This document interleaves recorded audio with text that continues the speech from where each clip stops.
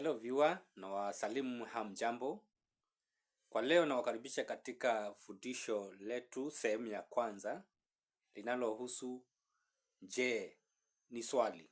Je, ni nani anayeamua jinsia ya mtoto? Ni Mungu, ni mume au ni mke?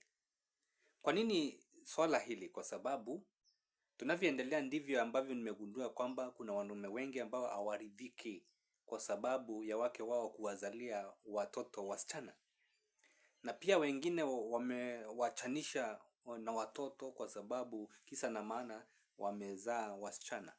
Kwa hivyo sehemu hii ya kwanza tunauliza, je, nani anayeamua jenda ya mtoto? Kitabu cha kwanza kinachotuongoza ni Zaburi 127 verse 1 mpaka 3. Inasema unless the family, unless Lord build the house, those who build it labor in vain. Bwana asipojenga mboma, anayejenga nyumba, anayejenga hufanya kazi bure.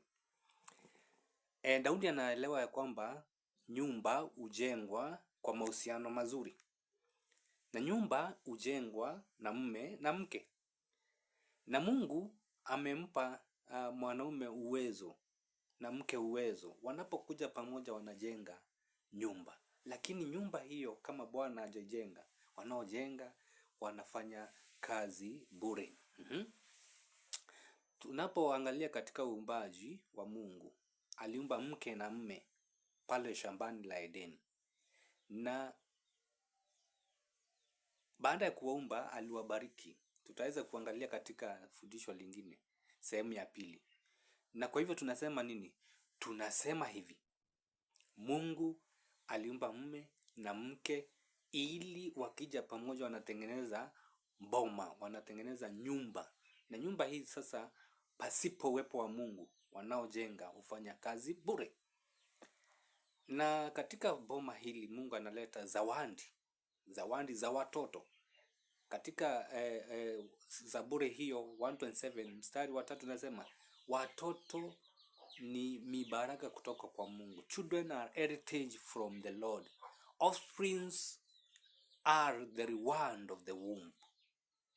Yani Mungu analeta mibaraka ya watoto. Na anafanya kwa njia gani? Unapoangalia Mwanzo 1 mstari wa 28 nasema kwamba Mungu akawabariki Adamu na Hawa, akawaambia nendeni mzae na muongezeke na kuitisha dunia. Ability ya kuongezeka na kuzaana iliwekwa ndani ya mwanaume na ndani ya mwanamke. Hivyo ni kusema nini? Unapoumbwa mwanaume, mwanamke anapewa uwezo wa kusalisha, wa kuongezeka na kuendeleza maisha. Nayo ni katika ndoa ama uhusiano wa mume na mke. Si uhusiano wa mume na mume au mke na mke. La hasha.